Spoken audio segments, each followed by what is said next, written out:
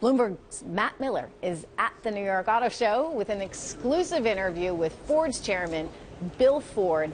Matt, I imagine you love that newest pony. Yeah, absolutely. And you know what? We've got this special edition, so it's kind of the debut of this special edition 50th anniversary Mustang that you see here behind us. Bill Ford, of course, here with us. And did you actually cut one of these up and take it to the top of the Empire State Building today? Yeah, we did. We cut it into 5 pieces, reassembled it at the top of the Empire State Building, and had a great reveal this morning. You know, and the reason we did that is we did that in 1964 with the original Mustang. So we thought to recreate it 50 years later would be kind of cool. And you've got, you're making 1,964 of these special editions. What's the differentiation? It's got Brembo brakes. It's got Brembo brakes, a little bit of differentiation on the exteriors, a little chrome treatment in certain places, the Pony and Corral badge, which harkens back to the original Mustang, some unique interior finishes. And really, there are only 2 things you have to decide. A, do you want white or blue? And B, do you want manual or automatic? And for me, it's always manual. You want manual, of course. What do you think about the fact that more and more car makers are going only automatic and sort of getting rid of the manual transmission? I mean, I understand it, but I don't like it. I love to drive cars, and particularly a sports car, to me, should always be a manual. It's just a lot of fun to work through the gears, and I feel you can control the car better. But not everybody feels that way, so we do offer both. I'll always get the manual. It's interesting because you also, so you love driving and you want the manual transmission. On the other hand, you kind of you're kind of the face of this push for connected cars, and we're going to see more automated driving in the future. Obviously, that's better for traffic, better for gas mileage, but it takes away from your driving pleasure, no? Well, you know, it's interesting. You're right. You raise a fundamental dilemma, because automated driving really does allow denser driving patterns. It allows better safety. I mean, there are a lot of really great advantages to it. But I love to drive cars, and always have, and always will. I mean, to me, it's a way for me to have great fun. So I'm very excited about all the autonomous features coming into vehicles, because people really do want them. Not everybody feels the way I do about driving a vehicle. A lot of people just want to get from point A to point B, and they want to do it quickly and safely. And so a lot of the automated features we're putting in allow them to do that. But I'll always want to be behind the wheel. Well, and a lot of people are going to get a chance to be behind the wheel of this Mustang because you're going to be selling it all over the world in places that previously they couldn't get one. I know when I lived in Europe, I was always looking for the muscle cars, and they weren't there. The pony car now is going to be able to be delivered all over Europe. Yeah, and in China too. And what's very cool is I introduced this in Barcelona at the end of last year, and they went wild over it.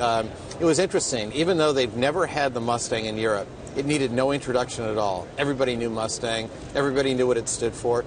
And really, in many ways, Matt, it's a brand unto itself. You don't have to say Ford Mustang. You just say Mustang. It's like F-150.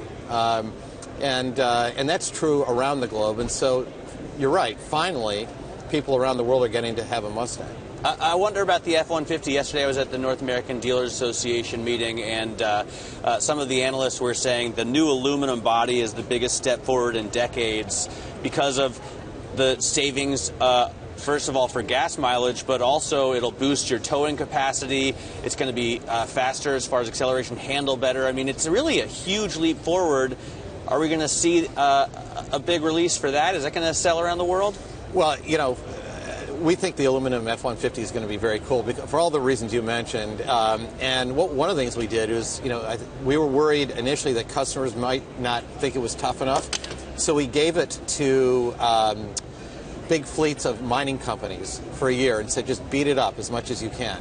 And they came back with glowing reports about how well it held up, way surpassed their expectations. So, yeah, we're going to always be looking to lightweight our vehicles as we go forward. I wonder about, first of all, I'm hearing in my ear, is this red car, is it not the 50th anniversary edition? Because it does have the Brembo brakes on it. It's not. No, it's just a, no, we're going to reveal that one a little bit. You're going to reveal the 50th anniversary edition. And by the way, I've signed all 1,964. You signed them? Well, they're on a plaque. I signed the plaque, and each plaque will be numbered, so you'll know what number you have. And it's going to be very cool. All right. So just to clarify for viewers at home what we're looking at. This is the new Mustang. but it's not the limited edition Mustang. That will be coming. I just shortly. saw the Brembo calipers under those blacked out wheels. See, you're a car guy. Yeah. So back to the trucks and the dealers. We were talking yesterday about the aluminum as far as working on it. Is it going to be more difficult? Is it going to prove more difficult to repair, more expensive? We don't think so, and we spent a lot of time working with our parts and service group, with our dealers, and one of the things we do know is that aluminum has great dentability characteristics. It will dent less easily. So, but in terms of assembling it and repairing it, this will be new for some of our dealers, and so we're trying to get them up to speed. Speaking of dealers, I was just talking with someone about the Tesla sort of problem, whether or not they should be able to sell direct to consumers or if they should have to have a franchisee network. What do you think about this whole debate? I mean, look, we love our model. We've got great dealers. They've been through thick and thin with us, and we've all gotten better. Over the last few years, we the manufacturer has, our dealers have as well. I think the issue is going to be going forward is not so much how you sell them, but how you're going to service them in the market, and that's something that I'm not sure how that's going to play out in the other model. And of course, it'll be decided state by state. As far as your dealership network, obviously you're selling millions of cars, whereas Tesla's only selling 20 or 30,000.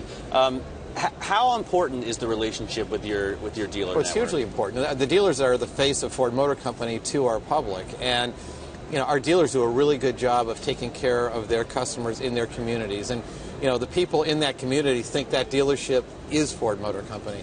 So it's a huge responsibility they have, and they do it very well. And we work. Both sides, dealers and ourselves, work very hard to keep the relationship strong.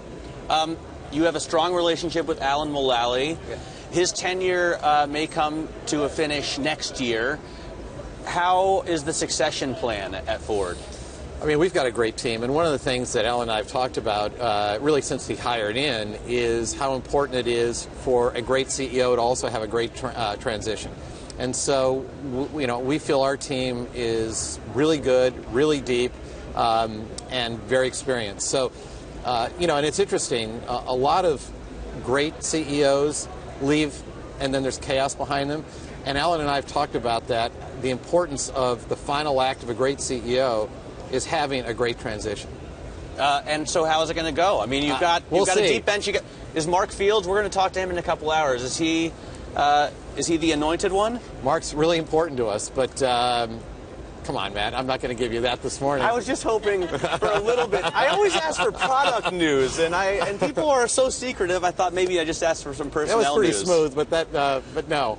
Let's talk about something else. Let's talk about China. You mentioned it, and the sales growth there has been incredible. I mean, really off the hook. How key is that to Ford's future? Well, long term, it's very important. I mean, it's the biggest market in the world. It's growing at 7.5% a year this year. I mean, it's a very healthy, growing market, and we're doing really well. Now, we're also coming off a relatively small base, so but we're growing as fast as we possibly can. The Ford brand is very well respected in China, and that's why I'm excited that Mustang's coming to China, because they're going to love that too. Absolutely. Let me finish. One final question about Europe. It had been a problem, obviously, the last few years. There's been, thankfully, a little bit of a rebound now in growth. Is the future bright as far as Europe for Ford? Yeah, I mean, it's getting better, thankfully. I mean, we've seen this. I've seen this, all too many times in my career, both in North America, Europe, South America, where you're going great guns, and then things fall off and you have to rebuild. And we've had a few quarters now of things getting better in Europe. Our sales are getting better each quarter. I'm feeling quite good about Europe. We still got a ways to go, but we're definitely in a better situation today than we were a year ago. Excellent. Bill, thanks so much for spending time with us. Matt, really thanks a lot. It. Thank you. Bill Ford, Trish, chairman of the Ford Motor Company.